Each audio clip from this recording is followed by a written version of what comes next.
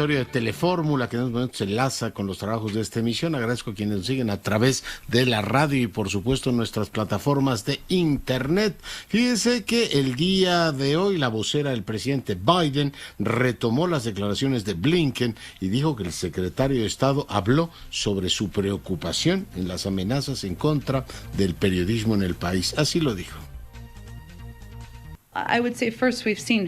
Pues yo creo que está mal informado, porque de lo contrario... Bueno, tenemos los dos, vamos a dejar descansar los audios para no tener problemas, y bueno, pues en este caso la vocera dijo efectivamente que hemos visto en los hechos las amenazas que enfrenta el periodismo en México. Hoy el presidente de la República dijo, como ya escuchaba usted, encimándose a la vocera, no es un problema del presidente, es una descortesía nuestra. Dijo, yo creo que está mal informado Blinken, porque de lo contrario estaría actuando de mala fe. Dice, lo que está sosteniendo no es cierto. Le comento que el canciller Ebrard envió una carta al secretario Blinken, cuyo contenido ya le leía hace algunos momentos. Comparten pues las preocupaciones, habla del tema de las armas que vienen de Estados Unidos, que son utilizadas para, en este caso, atacar a los periodistas, y que México, o el gobierno de México, rinde cuentas a los mexicanos. El presidente fue más lejos, hablando de injerencismo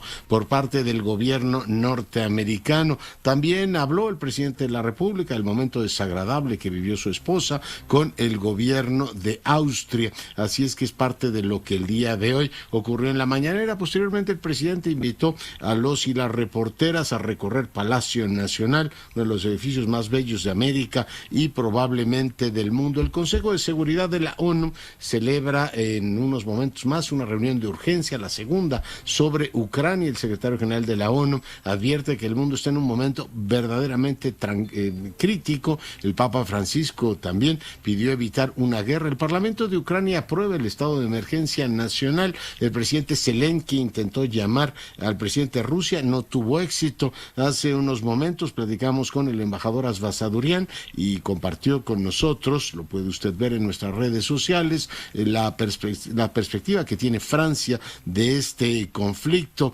Biden anuncia sanciones contra el gasoducto Nord Stream 2 que une a Alemania y Rusia. Dice, pues por supuesto que tendrán un impacto económico. Ya le platicábamos en días pasados del incremento de los petroprecios. Hoy también el conflicto ha tumbado algunas bolsas. El presidente de la Suprema Corte de Justicia dice que el expresidente Calderón protegió a la familia de Margarita Zavala, que recibió presiones del exsecretario de Gobernación. Hace un momento platiqué con Fernando Gómez Montt y él me dio su versión de lo que ocurrió en esos momentos. En un momento más platicaremos también con Margarita Zavala y le presentaré fragmentos amplios de la conversación que el presidente Saldívar tuvo con mi compañera Azucena Uresti. En más información, Ricardo Monreal se reúne con Marcelo Ebrard para analizar también la situación de Ucrania. En más temas, bueno, pues comisiones del Senado aprueban reformas para que el IMSS reconozca derechos a las trabajadoras del hogar. La Coparmex y la Secretaría de Trabajo revelan que empresas dieron de alta en el IMSS a 3 millones de trabajadores. De todo esto y más estaremos platicando en los próximos minutos.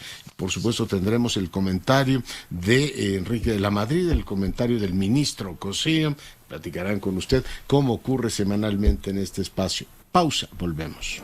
Comentaba que el canciller de la República le contesta a Blinken vía carta. El presidente esta mañana ya escuchaba la crónica de mi compañera Sara Pablo, duras palabras para el titular del Departamento de Estado. Y bueno, pues dice, como sabe usted, México cuenta con el mecanismo de diálogo y cooperación en materia de seguridad y bueno, pues están trabajando de manera juntos. Le recuerda que el tema de las armas de fuego que son utilizadas en la mayoría de los homicidios cometidos en México y que presumiblemente también fueron utilizadas contra periodistas. El presidente y quienes formamos parte de su gobierno tenemos un compromiso de rendición de cuentas exclusivamente con los ciudadanos mexicanos y las instituciones de México. La información y avances de los crímenes contra periodistas han sido hechos del conocimiento público por el propio presidente. Les comparto esta información, le dice a Blinken que quizá no es de su conocimiento. Y le reitero nuestra disposición disposición de trabajar con su gobierno, con respeto a las soberanías de ambos países, para avanzar en la seguridad de nuestros pueblos, firma el canciller de la República. Yo no sé si hay una línea directa entre los dos, y sé que la hay entre los dos cancilleres, porque además pues es una relación muy fluida, que en las duras y en las maduras debería funcionar. En este caso, que por carta le diga, a lo mejor no estás enterado, mi querido Tony, pero bueno, pues te aviso que todo esto está ocurriendo, y yo no sé qué efecto va a tener esto en la calidad de la relación que hay entre los dos personajes, que ha sido, como le digo, muy buena. O sea, ha habido un trabajo con Blinken y también con Salazar particularmente importante, que bueno, pues en este caso veremos si qué efecto tiene esta misiva en la calidad de las relaciones. Pero vamos a preguntárselo también a quien tiene una enorme sensibilidad en el tema de las relaciones bilaterales, José María Ramos. Mi querido doctor, ¿cómo estás? ¿Qué tal, Leonardo? Encantado de estar contigo y con tu audiencia. Buenas tardes. Oye, bueno, pues hemos hablado de mil maneras de la agenda bilateral. Ahora tenemos este elemento irritante, un tuit de Blinken hablando sobre las amenazas a los, en este caso, periodistas. Allí en Tijuana han sido particularmente fuertes, y la respuesta del presidente y la carta de Marcelo. ¿Cómo ves las cosas, José María? Mira, Leonardo, como tú lo comentabas, no creo que vaya a afectar la relación. Es parte del debate, es parte de la democracia, es parte de la libertad de expresión, y sobre todo porque, como lo contaba de manera muy adecuada el canciller, hay una serie de temas pendientes que están asociados con los hechos que hace referencia el secretario. Por una parte, los avances en la materia, como comprenderás en el caso de la periodista Lourdes Maldonado, pues ya hay, de hecho creo que ya hay 3 detenidos. Se estaría investigando quién es la persona intelectual, y en los otros casos tengo entendido que ya se comparte la información. Ahora aquí el punto central, ¿cuál es? Recordarás que desde hace como 4 meses se implementó el acuerdo bicentenario. Creo que es la oportunidad para que en este tipo de casos, y en todos los casos que estamos manejando una serie de 7, 8 problemas de tráfico de armas que le puntualizó hoy el canciller, vaya, pues sí es necesario avanzar en mejor una cooperación, mejor una coordinación, sobre todo porque hay una serie de temas bastante complejos como los que implica el acuerdo bicentenario. Sí. Oye, el asunto de fondo, creo yo, bueno, pues tiene que ver efectivamente en también el financiamiento a mexicanos contra la corrupción y la impunidad. El presidente no ha dejado de señalar el tema, lo dijo ahí en Tijuana, hoy lo repitió. Supongo que el tema de fondo que también está o que subyace en el mensaje de Blinken tiene que ver con eso, ¿no? Es decir, hay un irritante, José María.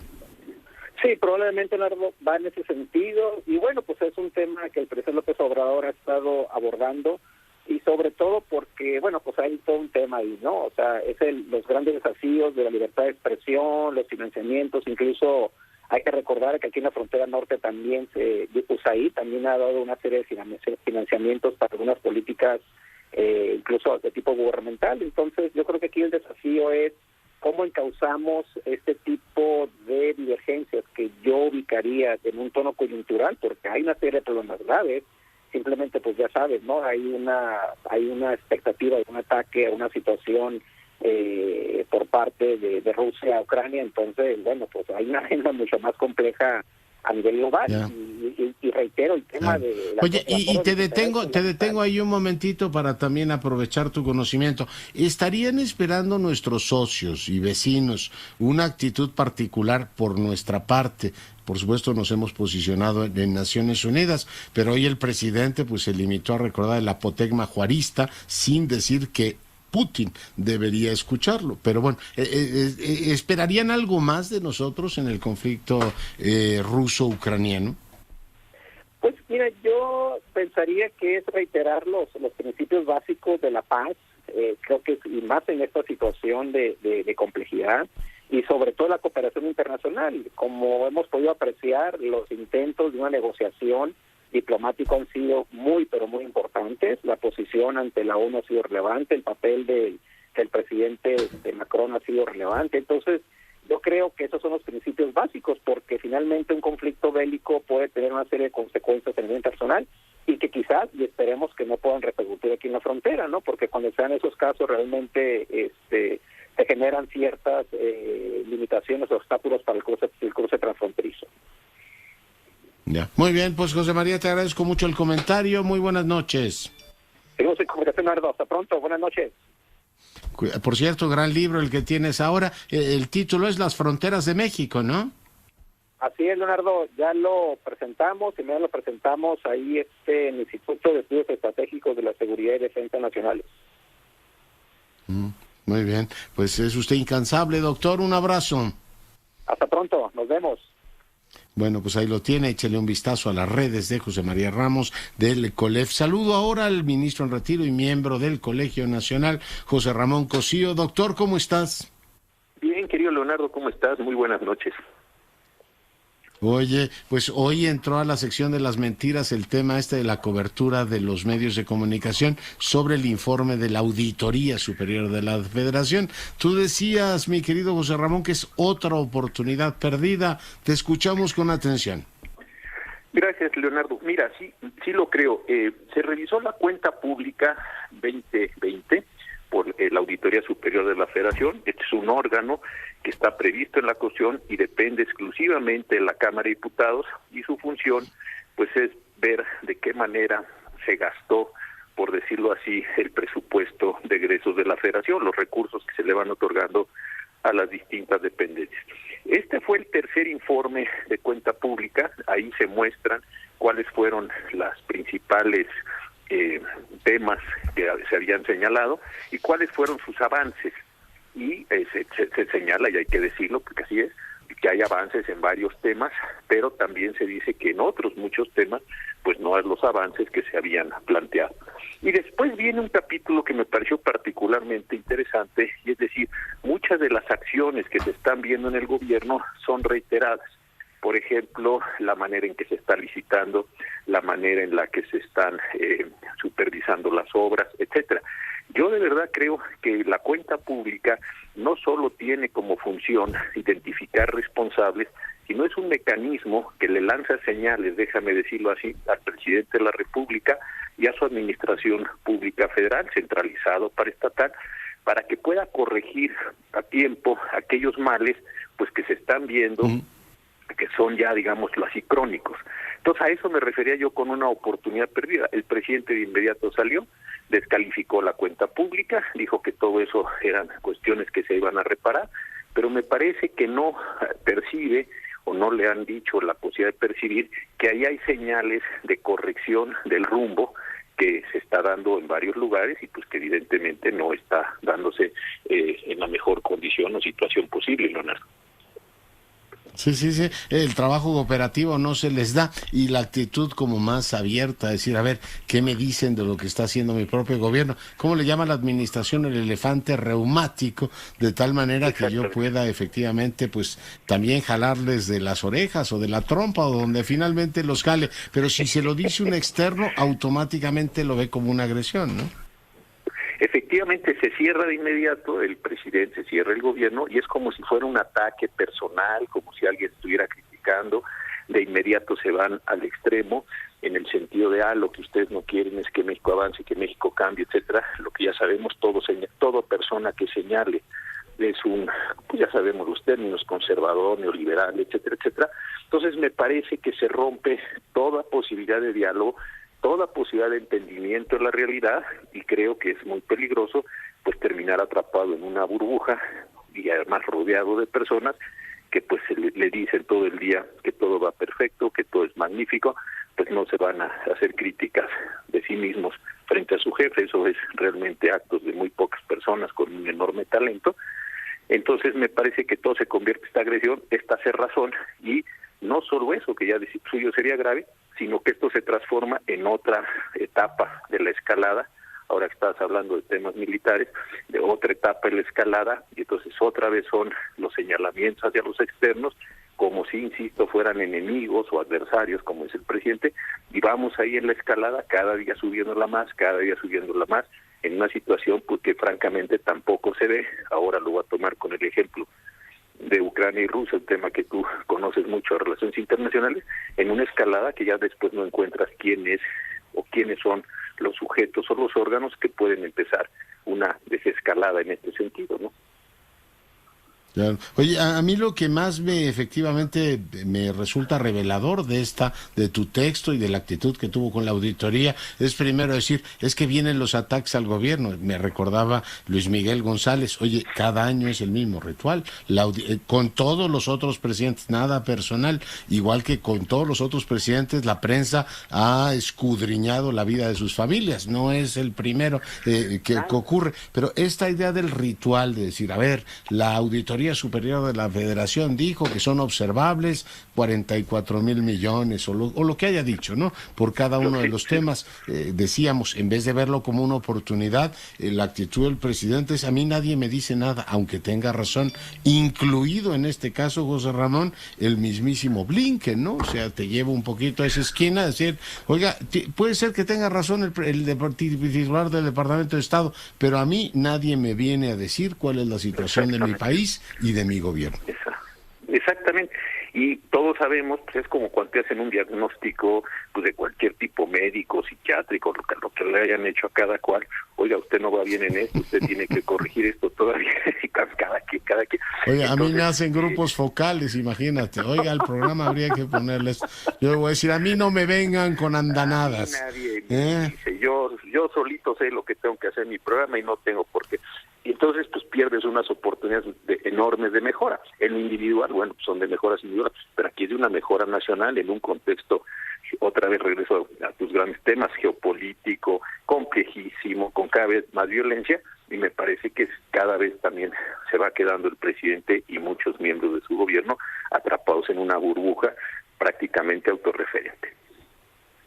Sí. Oye, y me quedo con 3 reflexiones a partir de tu texto. 1, las ideas siempre vienen paseando, ¿no? Cuando vas caminando se te ocurren cosas. Las fijas apropiadamente y las calibras cuando dialogas, y cuando lees textos que te parecen perturbadores y estás contigo mismo, es cuando ordenas perfectamente, cuando vertebras perfectamente tu pensamiento. Y creo que cuando uno no lee lo que le dicen sobre su propio gobierno, no oye lo que le dicen los demás, se está privando de estos 2, iba a decir, placeres intelectuales, José Ramón.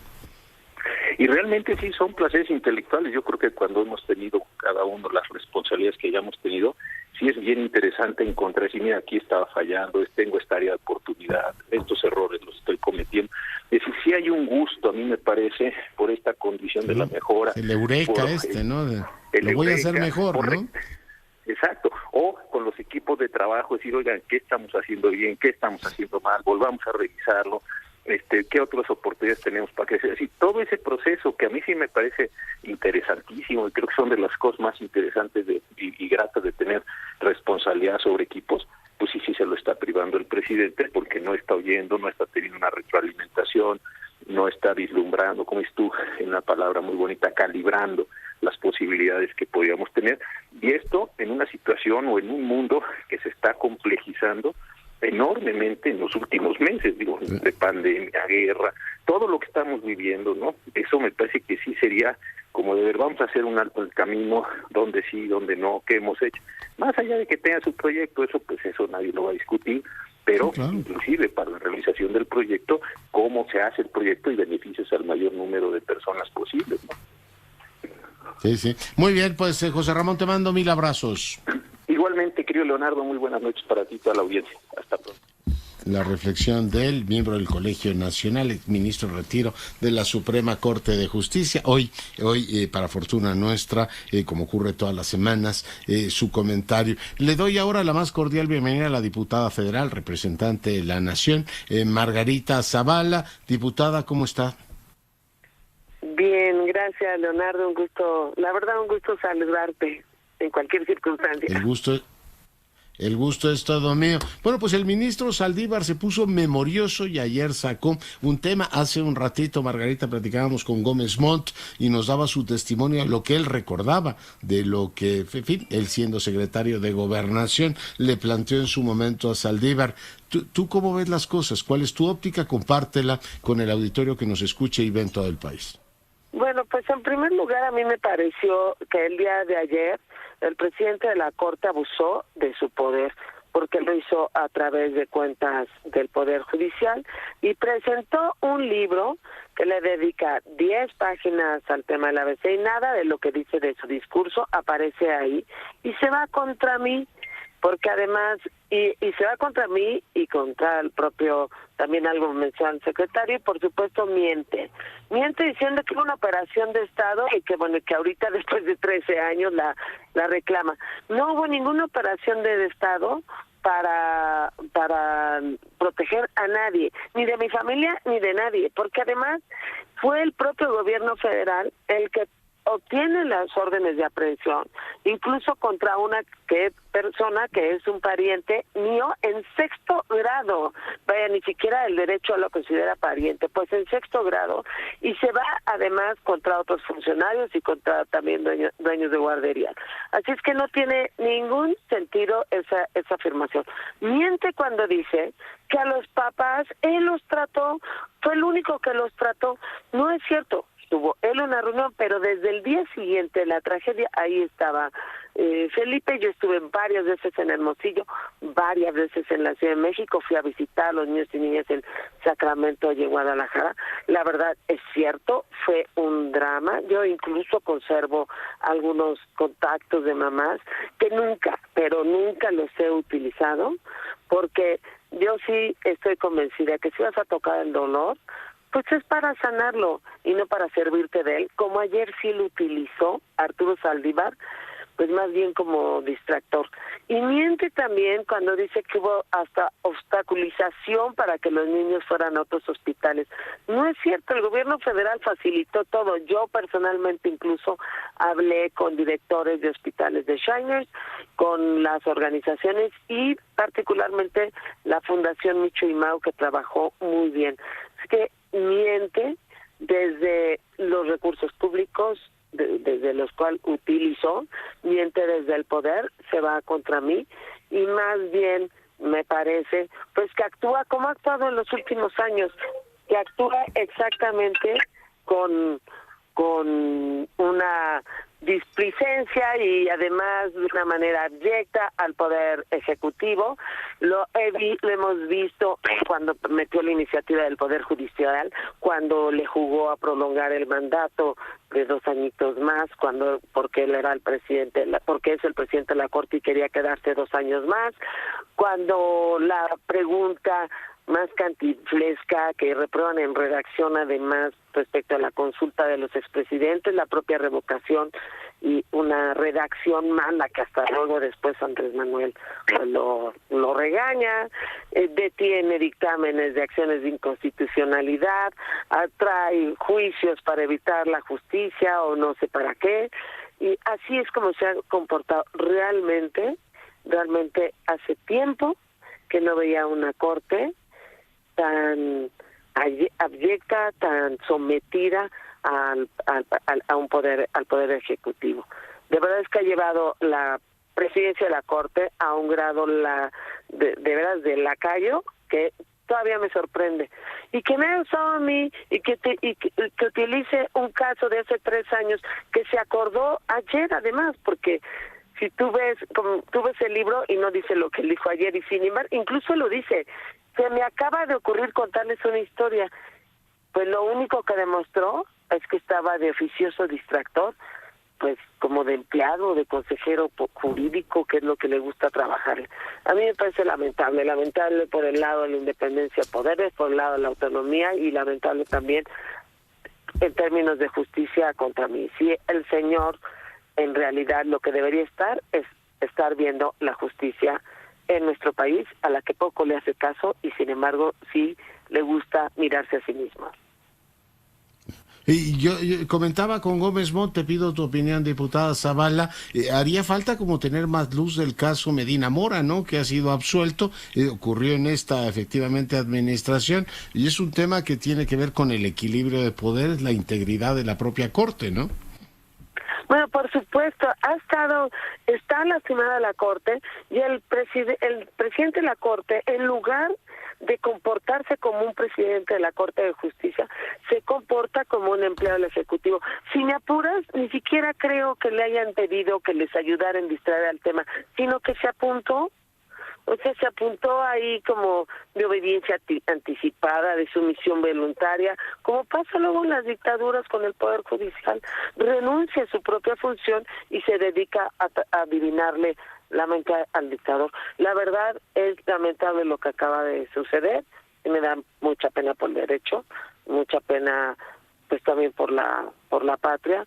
Y por ejemplo no dijo nada sobre los derechos que se violaron cuando se ataca a un periodista o a dos o a tres, nada más porque fueron los que investigaron una cuestión del Ejecutivo, un acto de corrupción o un posible acto de corrupción. No dice nada cuando estamos hablando de los 137 fallecidos en Tlalhuelilpan, o de los 17 inundados en Tula, o de los niños y niñas que estuvieron en el hospital de Tabasco de Pemex y que fallecieron.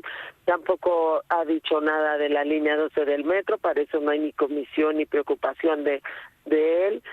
Nada respecto del COVID, nada respecto de la violación constante a derechos de audiencia y legalidad. De eso sí no se acuerda, de eso nada se le ocurre. Pues que se le vaya ocurriendo mirar a la justicia en nuestro país. Pues diputada Zavala, muy agradecido por la conversación.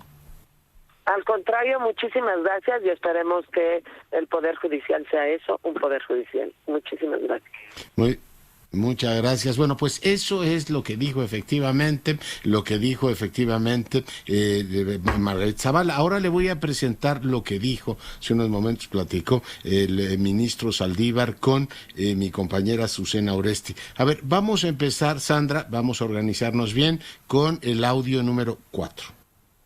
Pensaron que yo lo que iba a hacer era convalidar el autoritarismo de Felipe Calderón y su gobierno, previo a presentar el proyecto, por una cuestión de elemental lealtad institucional y personal, le avisé a quien era el secretario de Gobernación que iba a presentar el proyecto. Me fue a ver a mi oficina y estuvimos platicando un buen número de horas. Y según mi entonces secretaria particular, que entraba y salía a servirnos café, el tono de voz iba subiendo cada vez más, hasta que terminamos a gritos. Bueno, hace un momento conversé con Gómez Montt, pero parte de lo que dijo directamente, en este caso Saldívar, a propósito de la presión de que fue objeto por, según su versión, el secretario de Gobernación, dijo esto. La presión de que yo fui objeto de manera directa por el secretario de Gobernación, las llamadas que se recibían en mi oficina, lo que uno vibraba, las amenazas veladas de algunos compañeros míos que me daban una palmada en la espalda y me decían, cuidado por dónde vas, esto no es así, tú vas llegando. Bueno, pues parte de lo que dijo en ese fragmento, también dijo lo siguiente. Es un pasaje de la historia constitucional de México que tengo todo el derecho y el deber de relatar. ¿Por qué no lo dije antes? Esto es importante. Por favor. Cuando sale el tema de la guardería de té, el entonces presidente de la Corte me pide que para cuidar a la Corte yo no salga a medios. Bueno, y dijo que la Corte estaba tomada por los secretarios de Estado. La Corte estaba tomada por secretarios de Estado que estaban hasta las 11 de la noche recorriendo pasillos. Lo puede corroborar cualquier persona que haya trabajado en ese tiempo en la Corte. Yo no estoy mintiendo. Bueno, pues eso dijo el presidente de la Suprema Corte de Justicia, los micrófonos de Grupo Fórmula, hace unos momentos con mi compañera Susana Oresti. Hace un momento, a ver si tenemos un fragmento de lo que me dijo Gómez Montt, si lo tenemos ya arriba, para que el auditorio que nos ve en Telefórmula tenga pues la película completa, lo que dijo en este caso Saldívar, lo que dijo Margarita Zavala, y hace un momento platicaba con el exsecretario de Gobernación, Gómez Montt. ¿Lo tenemos? Bueno, si no lo tenemos, en un momento más ya lo tienen. Gracias. ¿A quién te postuló? ¿Lo recuerdas o no? No, hombre, es absurdo. A ver, cuando yo le dije, ministro, tú fuiste propuesto porque se te tenía por una gente estudiosa, solvente, seria.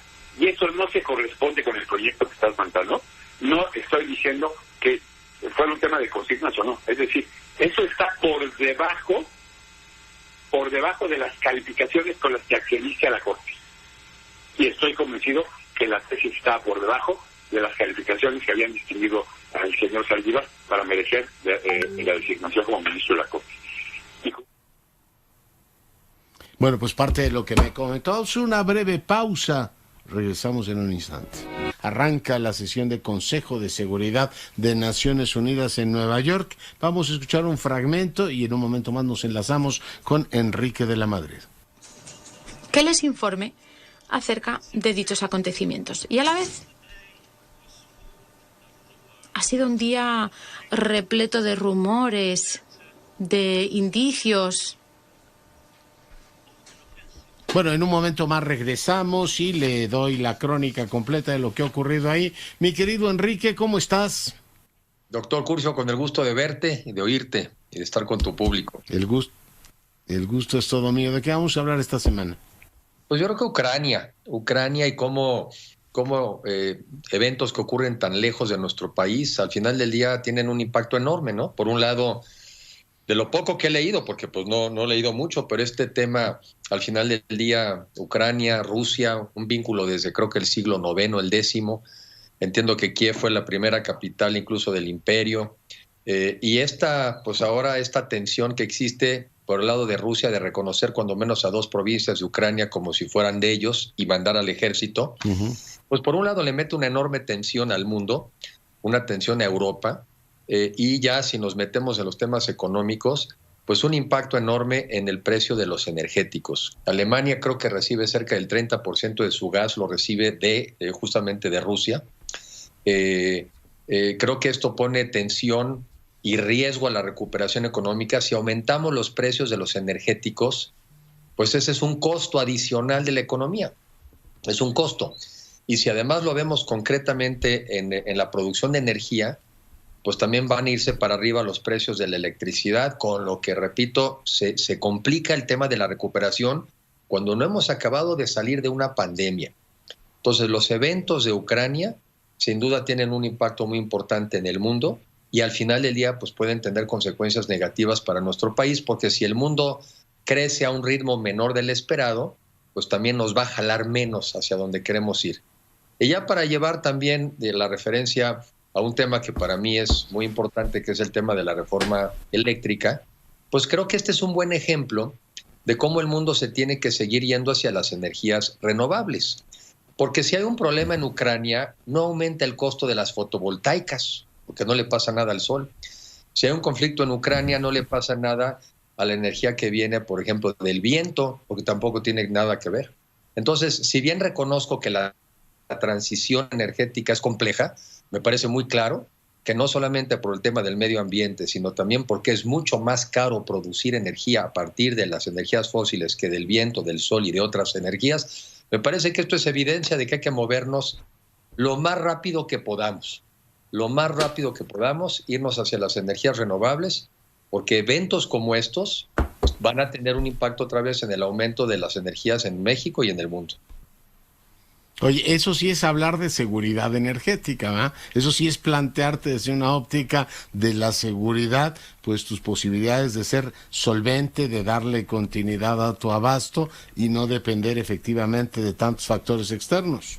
Pues tiene razón, porque justamente me recuerdas que parte del argumento que utilizan algunos defensores de esta contrarreforma es que atenta contra la seguridad energética del sistema, que porque las energías renovables son intermitentes, ¿no? Sí, el sol es intermitente porque pues lo ves 12 horas al día y otras 12 no lo ves, pero eso se puede manejar, se puede administrar. El viento también tiene más fuerza en unas horas que en otras, lo puedes anticipar. Lo que no puedes anticipar es Ucrania. Eso sí no puedes anticiparlo. Pero sí puede ser generar un sistema que sea precisamente menos vulnerable, en este caso al aumento de lo que serían los combustibles fósiles. Y como bien señalas, eso sí sería pensar en seguridad. Y entonces, bueno, pues la seguridad yo creo que es esto, ¿verdad? Que seamos mucho menos dependientes, en este caso, de las energías fósiles, que además son tremendamente más contaminantes, pero que nos van a poner un freno muy fuerte a la economía por los altos precios en los que estamos. Entonces, tienes razón, Leonardo, esto sí sería también hablar de seguridad, y ahora estamos en más riesgo que antes. Sí, sí, porque el enfoque ha sido no el económico, que claramente no parece que sea una reforma que, digamos, sea hospitalaria con la inversión, el ambiental tampoco, se ha puesto el énfasis en seguridad, y creo que habría efectivamente que cambiar los términos. No sé si le pudiste echar un vistazo al informe de la OCDE, pero nos recomienda por activa, pasiva y media temas que tú has comentado a lo largo del año, por supuesto el año anterior en tu espacio. Esta idea de que tenemos que tener un enfoque mucho más abierto a la inversión como una prioridad fundamental del país. Enrique. Pues es que no hay de otra, Leonardo, es evidente. Yo por eso en eso soy muy insistente. México necesita muchos más empleos, millones de empleos, y además mucho mejor pagados. Y esos empleos de donde van a salir es de la inversión, y mayoritariamente de la inversión privada. La inversión pública, por cierto, también tendría que aumentar, pero la inversión pública sobre todo tiene que volverse un detonador de la inversión privada. La inversión privada, incluso dicho por los funcionarios primeros de este gobierno, por el propio secretario de Hacienda Ursúa, ¿no?, que decía que una de las cosas que tenía que pasar en este gobierno es que tenía que aumentar la inversión, tanto la pública como la privada. Y ha ocurrido exactamente lo contrario, Leonardo. Han bajado las dos. Ha bajado la pública y sobre todo ha bajado la privada, por lo que hemos dicho 1,000,000 de veces, porque no hay confianza en las políticas públicas de este gobierno.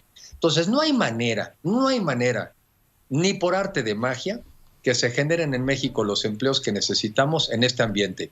El viernes también acaban de salir datos, hoy lo subí en un Twitter, donde ahora hay 5 millones más de mexicanos en pobreza laboral.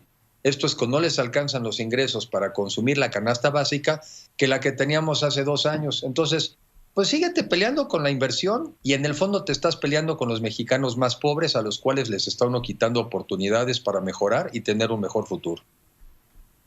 Y la idea esta de estarse peleando, también de estar tan alterado. Tú, recuerdo, como secretario de Turismo, tuviste mucha experiencia lidiando con los americanos cuando te ponían ¿cómo le llaman? Warnings, las advertencias de si venir a México o no. Es decir, quizá también haya que entender la psicología de los norteamericanos y a lo mejor confrontarlos, decir que no están informados o que tienen una actitud injerencista, no sea la mejor forma de proceder, Enrique. Cuando en el caso específicamente que tuve yo la oportunidad de trabajar en turismo y de donde, pues no sé, el 60-70% de los visitantes del exterior, yo creo que más, ya ni me acuerdo, será el 80%, son norteamericanos, pues más que pelearte cuando sacan noticias negativas de México en Estados Unidos, pues más bien tienes que decir, oye, yo también estoy preocupado. O sea, yo también estoy preocupado, y mira lo que estamos haciendo para atender esa preocupación. Es más, si me permites hasta decir un poco una confidencia, pues es lo que te recomendaban hasta los asesores de relaciones y de medios. Te decían, Enrique, tú puedes decir, eso no es importante. La primera respuesta que tienes que decir es, yo comparto esa preocupación. Yo comparto la preocupación de la seguridad que tienen los norteamericanos de venir a México, y a nosotros nos preocupa, y mira lo que estamos haciendo. El peor mensaje que puede mandar un gobierno es decir, eso no es verdad, eso no me importa, eso no genera para nada un beneficio. Y teníamos los warnings e íbamos a platicar con el Departamento de Estado a tratar de darle nuestra versión de los hechos. Y aprendimos ahí que entre más información les diéramos, incluso a nivel consular, mejores resultados íbamos a tener. Justamente lo que se necesita es que hay que mostrar empatía. Nos preocupa lo que a ustedes les preocupa y estaremos trabajando en el tema. Esa es la manera de reaccionar. Muy bien. Pues, Miguel Enrique, te mando un gran abrazo. Doctor Curcio, buenas noches. Gracias. Y en Nueva York se está llevando en estos momentos la reunión del Consejo de Seguridad. Está hablando el embajador ruso en este instante. Bueno, pendientes estamos de lo que se discuta en Nueva York. Está la embajadora norteamericana ya en este instante haciendo uso de la palabra. Yo hago contacto ahora con el embajador eminente, fundador de Comexi. Por tanto, bueno, pues un diplomático de amplia trayectoria y reconocida. Andrés Rosenthal, bienvenido, embajador. Gracias, Leonardo. Gusto, como siempre, de estar contigo y tu auditorio. Pues cómo está bien, el gusto es nuestro, embajador. ¿Cómo está viendo las cosas? Está el debate ahora mismo en Nueva York. ¿Cuál es su lectura de la circunstancia que hoy vive el mundo? Me parece claro que lo que muchos esperaban y lo que Estados Unidos, Reino Unido y otros anunciaron es que en efecto la Federación Rusa, el presidente Putin, tiene como objetivo eventualmente reconquistar la parte de la ex Unión Soviética, del imperio ruso, para volver a ser territorialmente por lo menos lo que fue en la historia. Y esto lo está haciendo contra, pues, no solo el derecho internacional, sino lo está haciendo contra la voluntad de los ucranianos, que finalmente ahora es un país independiente, y esto está creando una situación de amenaza a la paz y a la seguridad internacionales. Ya. ¿Es aceptable como mal menor que controle esas dos repúblicas? Al mismo tiempo Rusia dice quisiera toda la región. No sé bien si todo este tema lleva hasta el río Dnieper, que la frontera rusa se trasladara así esa parte de Ucrania, pero digamos, ¿es aceptable como solución, como ocurrió con Crimea, que no fue una solución, pero enfrentar el hecho consumado y decir que se detenga ahí Putin, embajador? Pues podría ser para los diseños de Putin, pero ciertamente, como en todos los casos donde ha habido ocupación de territorios de otros países, la situación de violación a los preceptos de derecho internacional pues siguen vigentes. No hay que olvidar que México a lo largo de la historia ha tomado como suyo los casos de invasiones y intentos de apoderarse ilícitamente desde el punto de vista de derecho internacional de territorios. Lo hemos hecho en 1935 cuando Mussolini trató de invadir Etiopía, y lo hicimos de vuelta cuando Israel ocupó territorios ilegalmente después de la Guerra de 7 días. Entonces, México, en todo caso, como lo dijo además nuestro representante alterno en el Consejo de Seguridad de Naciones Unidas, sigue una política de oponerse a este tipo de acciones militares ilegales, y no hay duda que en el caso de lo que está pasando actualmente en Ucrania es exactamente de ese mismo tipo. Sí, una violación de la integridad territorial. Pues seguiremos muy de cerca lo que hoy se debate en Nueva York, a ver efectivamente qué reacciones hay. El conjunto, el paquete de sanciones que han hecho público la Unión Europea, los Estados Unidos, veo que Japón y Australia de una manera también clara se han unido al paquete. ¿Qué opinión le merecen, embajador? Mira, Leonardo, tengo la impresión de que, como siempre, las sanciones no funcionan. No han funcionado en el caso ejemplar de Cuba, sanciones puestas por Estados Unidos contra un gobierno que ya lleva 70 años de sufrir sanciones, y no ha cambiado nada realmente. Y lo mismo ocurrió cuando Trump puso sanciones sobre Rusia, sobre China, nos amenazó a nosotros también. Yo las sanciones no las considero un instrumento válido de derecho internacional, primero porque generalmente son unilaterales o son de grupos de países no sancionados generalmente por la comunidad internacional, no son resultado en este caso de una decisión del Consejo de Seguridad de la ONU. Y entonces, pues realmente yo tengo la impresión de que Putin se las hace lo que el viento a Juárez. No le importa mucho más el destino manifiesto que tiene él de recuperar para la Federación Rusa las fronteras tradicionales históricas que tenía la Unión Soviética. Lo ha dicho muchas veces, el hecho de que el presidente de la Unión Soviética, Khrushchev, le entregó a Ucrania y a Crimea su independencia en ese momento histórico, es algo que Putin simplemente no acepta. Y entonces las sanciones pues son contra unos bancos, son contra unos oligarcas, se cancela por lo pronto el gasoducto Nord Stream 2 que iba a llevar gas de Rusia hacia Europa, pero yo creo que ninguna de esas sanciones realmente tiene fuerza ni moral ni tampoco de eficacia. De eficacia, no, ahora mismo se están ya filtrando cables o dando a conocer cables de que Putin estaría ordenando una invasión en toda la regla a esa parte de el este de Ucrania. Entonces veremos en qué termina todo esto. Mientras todo se da el... Sí, dígame. No, decía que quizás ni siquiera solo el este de Ucrania. Yo tengo la impresión de que su objetivo último es recuperar para la Federación Rusa Ucrania y quitarle su independencia y asimilar a los ucranianos, muchos de los cuales son étnicamente rusos, como sabemos, de vuelta a la Federación Rusa.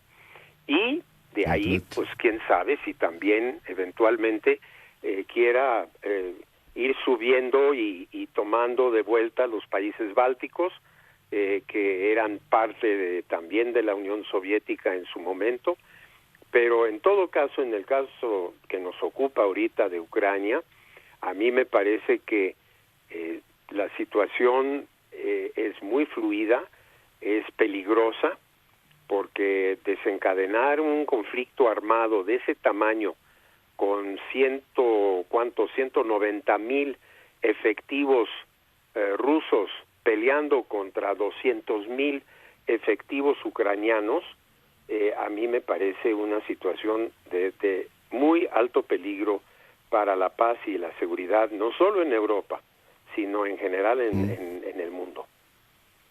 No, particularmente perturbado. Estaríamos ante una nueva ola de una especie de neocolonialismo que pues, no habíamos visto, así ya la anexión de un país completo. Embajador, lamentablemente me va a sonar la campana, le agradezco muchísimo que haya estado esta noche con nosotros. Gracias, Leonardo, como siempre un gran gusto, buenas noches.